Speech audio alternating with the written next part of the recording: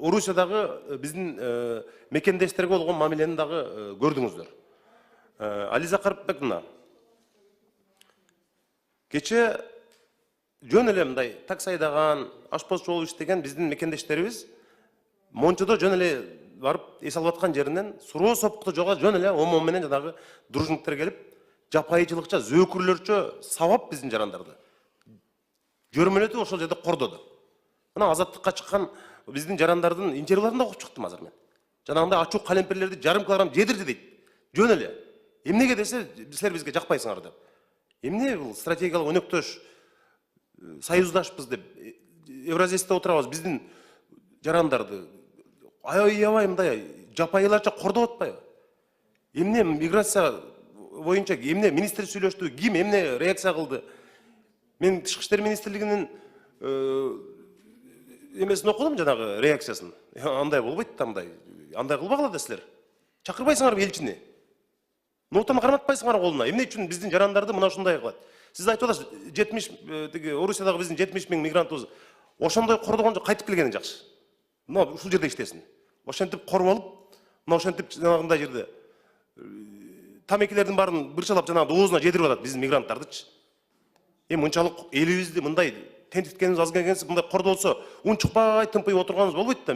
Тышкы иштер министрлигинин реакциясын көрдүм мен. Ушундай болду, маалымат берип койдум. Ал маалыматты элдин баары билет.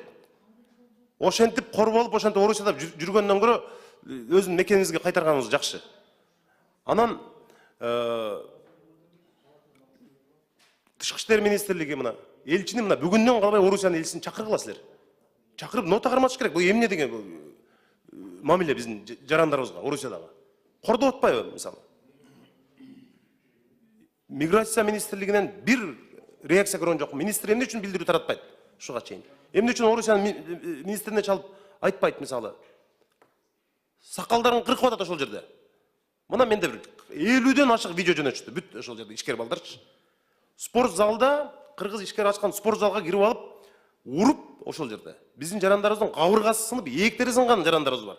Арыз жазбай коркуп отурушат, мына сүйлөсөк, ыйлап атышат. Арыз жазсак бизди ушинтет деп. Эмгек социалдык коргоо министри, Тышкы иштер министри эмне кылып отурасыңар, мен билбейм. Эмнеден коркосуңар? Жообун бериш керек аларга. Эмне эгемендүү өлкөбүз биз. Анчалык мындай мамиле болбойт. Мына жерде ошондуктан бүгүндөн эгер кеч калсаңар, билбейм, бул министрлердин бардыгын анда кызмат ордун карашыбыз керек биз. Андай министрдин эмне кереги бар бизге папке көтөрүп жөн эле жүрө берген министрлердин. Тең ата сүйлөшпөйсүңөр барып. Мен мындай таң калам да ошого. Рахмат, Жанар Конучевич. Сиз туура маселени көтөрдүңүз. Ошо кечээкү интернет тармакта да абдан терс мындай маалыматтар таратылып калды. Бул бир эле Москва шаарында эмес, башка шаарларда да ушундай терс көрүштөр болуп атат. Бирок ошо эмнегедир сиз айткандай, Тышкы иштер министрлиги, эмгек камсыздоо министрлиги да бул ишти толук менен алып барыш керек. Келишимдер бар бизде.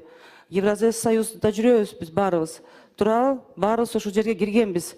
Бирок эч кандай мындай биздин жарандардын укуктарын коргой турган маселелерди көтөргөнгө мындай болбой атат да. Орозо убагында ушу Новосибирск шаарында ошондой эле тамак ичип аткан жерден биздин жарандарды кармап, абдан сабап, бүт документтерин айырып, ушундай бир терс мамиле болду да. Бул маселени сөзсүз түрдө көтөрүш керек. Сөзсүз түрдө бул маселени чечиш керек деп ойлойм. Себеби деген биздин эң биринчи биздин жарандарыбыз ошо Россияда жүргөндөр. Урматтуу депутаттар, эми жакшы эле талкуу болуп атат. Мен ойлойм, дагы баары суроолор конвенция боюнча